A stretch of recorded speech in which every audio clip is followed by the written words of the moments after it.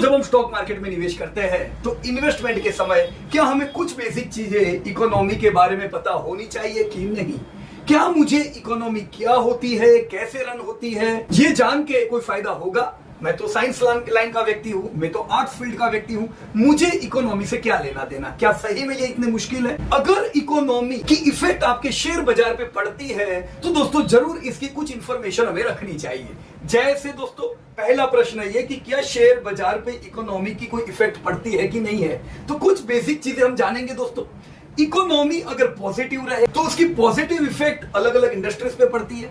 ये भी हो सकता है कि कुछ इंडस्ट्रीज पे नेगेटिव इंपैक्ट आते हो, पर इकोनॉमी पॉजिटिव है, ज्यादातर इंडस्ट्री के लिए पॉजिटिव रहेगा, कुछ इंडस्ट्री पे नेगेटिव इंपैक्ट हो सकती है। उसी प्रकार से दोस्तों ये भी हो सकता है कि इकोनॉमी नेगेटिव हो तो ज्यादातर इंडस्ट्री पे उसकी जो स्पिल ओवर इफेक्ट है वो नेगेटिव आते जाए। ये भी हो सकता है कि कुछ सेक्टर के लिए फिर भी पॉजिटिव हो, पर ज्यादातर आपने निवेश की हुई इंडस्ट्री अगर पॉजिटिव रहेगी तो आपका पोर्टफोलियो ग्रीन रहेगा, ज्यादातर इंडस्ट्री नेगेटिव रहेगी तो वो रेड रहेगा। पर ये डिपेंड दोस्तों किस पे करता है? सिलेक्ट करने वाले पे। क्या आप पे डिपेंड है कि आपने कौन सी कंपनी सिलेक्ट की है, कि कंपनी पे डिपेंड करता है कि कंपनी अच्छा काम करती है कि नहीं करती है? दोस्तों जैसे अच्छे इकोनॉमी की पॉजिटिव इफेक्ट ज्यादातर इंडस्ट्री पे पड़ती है, उसी प्रकार से पॉजिटिव इंडस्ट्री की पॉजिटिव इफेक्ट ज्यादातर कंपनियों पे पड़ सकती है। कुछ ही कंपनी हो सकते हैं जिन पे नेगेटिव इफेक्ट पड़े, राइट? तो अगर इकोनॉमी पॉजिटिव है तो ज्यादातर इंडस्ट्री पॉजिटिव है, ज्यादातर कंपनी पॉजिटिव है, आपके पोर्टफोलियो के ग्रीन रहने के चांसेस ज्यादा है। दोस्तों पॉजिटिव सिनेरियो में आपकी कंपनी का कैश फ्लो बढ़ता जाएगा ईयर ऑन ईयर, क्योंकि कंपनी के प्रॉफिट्स बढ़ते जा रहे हैं और कैश फ्लो बढ़ता जाता है, जिससे आपकी डिविडेंड अर्निंग, आपके वैल्यूएशंस बढ़िया रहते हैं। उसी प्रकार से जब ये सब चीजें नेगेटिव होती है तो आपकी कंपनीज के कैश फ्लो नेगेटिव होते हैं। पिछले साल 1000 करोड़ का कैश फ्लो हो, इस साल 800 करोड़, फिर 500 करोड़, फिर 250 करोड़, मतलब आपकी डिविडेंड अर्निंग घटती जाएगी, आपके वैल्यूएशंस घटते जाएंगे। क्यों? क्योंकि ये पूरा चक्र नेगेटिव है। तो दोस्तों इसी चीज के कारण अगर हमें पॉजिटिव कैश फ्लो चाहिए तो आपके डिसीजन से फर्क पड़ता है, लेकिन इकोनॉमी भी दोस्तों बहुत बड़ा रोल इसमें प्ले करती है। तो हम अगर इकोनॉमी की कुछ चीजें जाने तो हमें बुलिश स्टांस रखना है कि बेरिश स्टांस रखना है कि न्यूट्रल स्टांस रखना है, ये हम पता कर सकते हैं। तो बताओ दोस्तों क्या ये जरूरी है कि नहीं है? अगर जरूरी है तो हम कुछ थोड़ी चीजें इकोनॉमी के बारे में जानते हैं, जानेंगे दोस्तों। तो इकोनॉमिक का स्टडी क्या है? Economic is the study of how people make choices. दोस्तों लोग किस प्रकार के चॉइसेस करते हैं जब उनके पास लिमिटेड रिसोर्सेज हो, और जब मैं इन लिमिटेड रिसोर्सेज को चूज करके जब मैं एक्शन लेता हूं, उसकी क्या इंपैक्ट एक इंडिविजुअल व्यक्ति पे पड़ती है या मैक्रो लेवल पे दोस्तों सोसाइटी पे पड़ती है। दोस्तों इकोनॉमिक एनालिसिस की शुरुआत इस प्रकार से होती है। तो इकोनॉमिक एनालिसिस में एक धारणा रखते हैं कि ह्यूमन बिहेवियर कैसा होता है, कि ह्यूमन अपने गोल को पूरा करने के लिए कुछ चॉइसेस करता है, कुछ चांसेस लेता है। यानी ह्यूमंस के एक वेल डिफाइंड गोल होते हैं और उनको पूरा करने के लिए जब वो आगे बढ़ता है उसके कुछ इम्प्लीकेशंस पड़ते हैं। जब व्यक्ति अपने गोल को पूरा करने के लिए आगे बढ़ता है तो उसके सामने कुछ चॉइसेस हो सकते हैं। दोस्तों रिसोर्सेज हो सकते हैं लिमिटेड रिसोर्सेज, यानी बोथ मटेरियल या ह्यूमन, उसे दोस्तों अपने गोल को पूरा करना है लिमिटेड रिसोर्सेज को लेके। फ्रेंड्स इट रिक्वायर्स कि जो व्यक्ति है वो अपने गोल्स की प्रायोरिटी रखे, किस गोल के लिए मैं आगे बढ़ूं, और इन गोल को पूरा करने के लिए जो लिमिटेड रिसोर्सेज है उसे कैसे इफेक्टिवली यूज करें। दोस्तों इकोनॉमिक की स्टडी के लिए कई अलग अलग ब्रांचेस है, पर उसमें से दोस्तों माइक्रो इकोनॉमिक्स और मैक्रो इकोनॉमिक्स का बड़ा महत्व है। जैसा नाम बताता है दोस्तों माइक्रो इकोनॉमिक्स, यानी this is the study of economics on a smaller scale, और we can say micro scale, यानी बिहेवियर को मैं डिटेल में देखूं। और मैक्रो इकोनॉमिक्स किस चीज का स्टडी हुआ दोस्तों?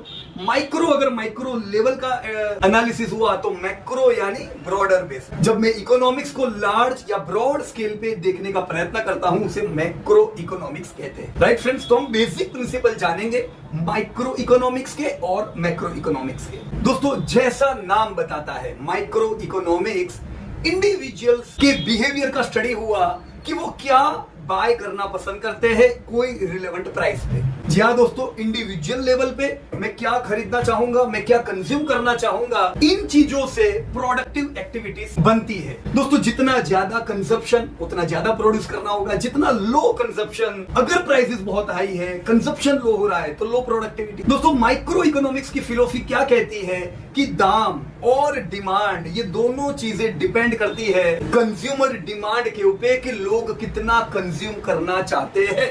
जितना ज्यादा कंजप्शन उतना हो सकता है ज्यादा दाम भी मिले, उतनी हो सकता है डिमांड ज्यादा है यानी प्रोडक्शन ज्यादा करना पड़े। इसी का विपरीत दोस्तों, अगर कंज्यूमर डिमांड कम है तो दाम के नीचे आने की प्रोबेबिलिटी होती है और प्रोडक्शन के नीचे होने की प्रोबेबिलिटी होती है क्योंकि डिमांड ही कम है। इसका मतलब ये हुआ दोस्तों micro economics focus on the drivers of decision making. और दोस्तों इंडिविजुअल डिसीजंस की किस प्रकार से इफेक्ट पड़ती है ओवरऑल डिमांड के ऊपर और दामों के। उसी प्रकार से दोस्तों इंडिविजुअल के जैसे ही माइक्रो इकोनॉमिक्स डील करती है फर्म पे भी, जिसे थियरी ऑफ द फर्म कहा जाता है। जैसे हमने इंडिविजुअल लेवल पे देखा कि कैसे डिमांड सप्लाई प्रोडक्शन और प्राइस को रन कर सकती है और इसका उल्टा प्राइसेस डिमांड को कम ज्यादा कर सकते हैं, वैसे ही दोस्तों फर्म में भी यही देखा जा सकता है। कैसे फर्म अलग अलग स्ट्रेटेजी यूज करती है अपने प्रॉफिट्स बढ़ाने के लिए, कैसे फर्म एक डिसीजन मेकिंग प्रोसेस से डील करती है,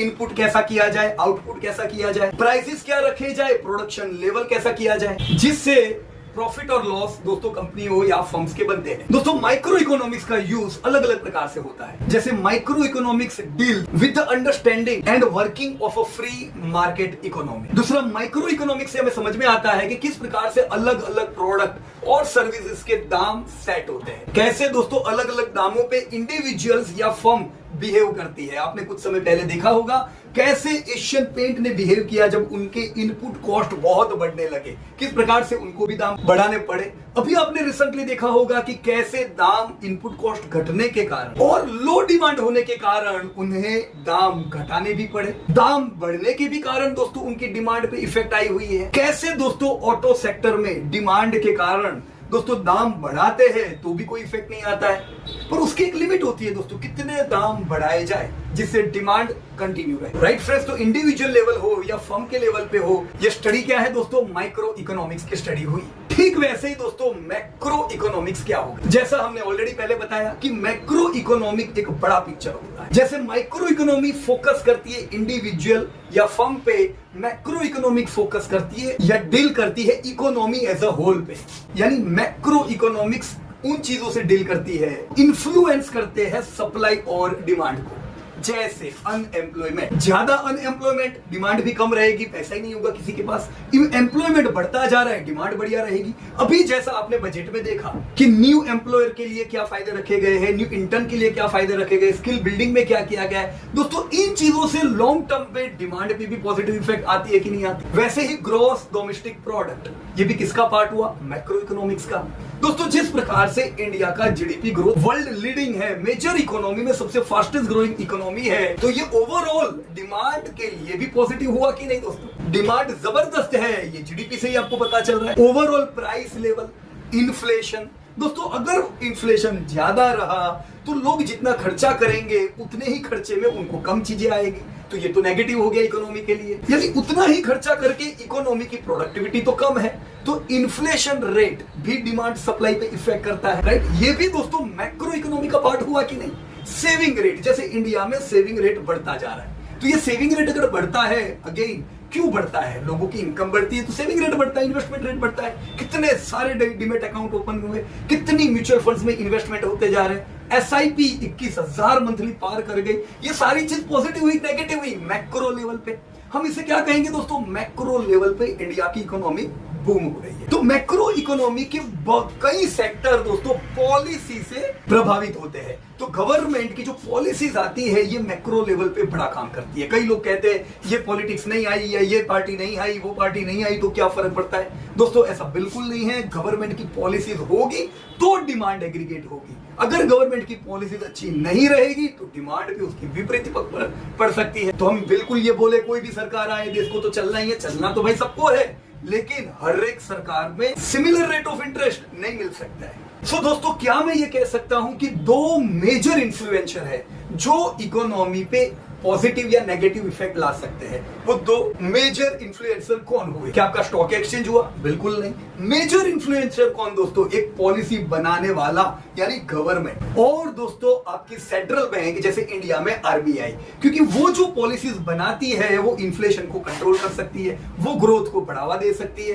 तो अगर कोई आपको कहे कि दो मेजर इन्फ्लुएंसर कौन हुए कंट्री के, तो हम क्या कहेंगे दोस्तों? एक हुई गवर्नमेंट और दूसरी हुई सेंट्रल बैंक। ये दोनों का मेल बढ़िया रहा, ये दोनों अगर चाहे तो कंट्री को बहुत आगे ले जा सकते हैं। राइट फ्रेंड्स, तो गवर्नमेंट के जो डिसीजंस होते हैं उसे हम फिस्कल पॉलिसी कहते हैं, और सेंट्रल बैंक के जो डिसीजंस होते हैं उसे हम मॉनेटरी पॉलिसी कहते हैं। आप वेट करते हो हर कुछ महीने में भी मॉनेटरी पॉलिसी की मीटिंग है, चलो बाजार में क्या होगा, क्यों?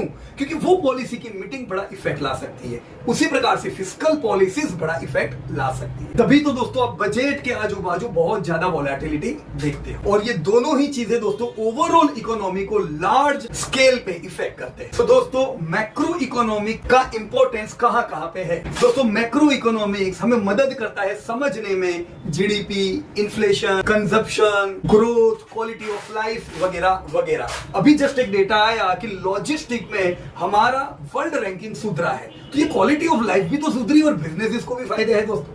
राइट दोस्तों, मैक्रो इकोनॉमिक्स हमें मदद करता है ये समझने में कि इनकम ड्राइवर्स क्या है। अगर एम्प्लॉयमेंट में काम हुआ है तो वो इनकम ड्राइवर हुआ कि नहीं हुआ? सेविंग और इन्वेस्टमेंट के ड्राइवर्स क्या है? एम्प्लॉयमेंट के ड्राइवर्स क्या है? जी हाँ दोस्तों, मैक्रो इकोनॉमिक के जो मॉडल होते हैं ये गवर्नमेंट को और मॉनेटरी पॉलिसी बनाने वाले दोनों को भी मदद करते हैं उनके डिसीजन मेकिंग में। जैसे आपने देखा कि बजट पेश होता है, उससे पहले एक मॉडल भी पेश होता है इकोनॉमिक सर्वे के रूप में कि भी अभी देश में क्या चल रहा है। इन मॉडल से दोस्तों डिसीजन मेकिंग अच्छा होता है। दोस्तों उसके साथ मैक्रो इकोनॉमिक्स हमें ये भी मदद करता है समझने में एक्सपोर्ट कैसा चल रहा है, इंपोर्ट कैसा चल रहा है, बैलेंस ऑफ पेमेंट इंडिया का कैसा है। राइट फ्रेंड्स, तो जब हम शेयर बाजार में निवेश करते हैं, अगर हम माइक्रो इकोनॉमिक्स और मैक्रो इकोनॉमिक्स दोनों को थोड़ा थोड़ा समझने की कोशिश करें, कुछ समय दें इनको लर्न करने में, तो निवेश में बहुत बड़ी आसानी होती है। आपको पता रहता है कि कब आपको बुलिश रहना चाहिए, कब आपको बेरिश रहना चाहिए। अगर आप कोई ऐसे देश में हो जो देश की जीडीपी बढ़ती नहीं है, जो देश में अनएम्प्लॉयमेंट बढ़ता जाए, तो वहां पे क्या आप बहुत एग्रेसिव होंगे निवेश में? बिल्कुल नहीं दोस्तों, ये चीजें आपको काम लगती है decision making. Right friends, so I hope दोस्तों आप अलग अलग फील्ड से बिलोंग करते हो, पर मैं माइक्रो और मैक्रो लेवल इकोनॉमिक्स समझाने में थोड़ा बहुत सफल हुआ होऊंगा। मुझे दोस्तों कमेंट बॉक्स में जरूर बताइएगा कि आप माइक्रो या मैक्रो लेवल के कौन से डेटा को रेगुलरली स्टडी करते हो, हर महीना या हर क्वार्टर, क्योंकि अलग अलग डेटा के अपडेट तो आते हैं। आपको जीएसटी के डेटा अब तक आते थे, आपको इन्फ्लेशन के और आईआईपी के डेटा 12 तारीख को मिलते हैं, आपको एक्सपोर्ट के इंपोर्ट के डेटा मिलते हैं। तो ये अलग अलग डेटा आपको मिलते हैं, आप क्या ट्रैक करते हो? आपको ऑटो के डेटा मिलते हैं, आपको एम्प्लॉयमेंट के डेटा मिलते हैं। Which indicator helps you more? Thank you so much and Jai Hind to everybody. धन्यवाद।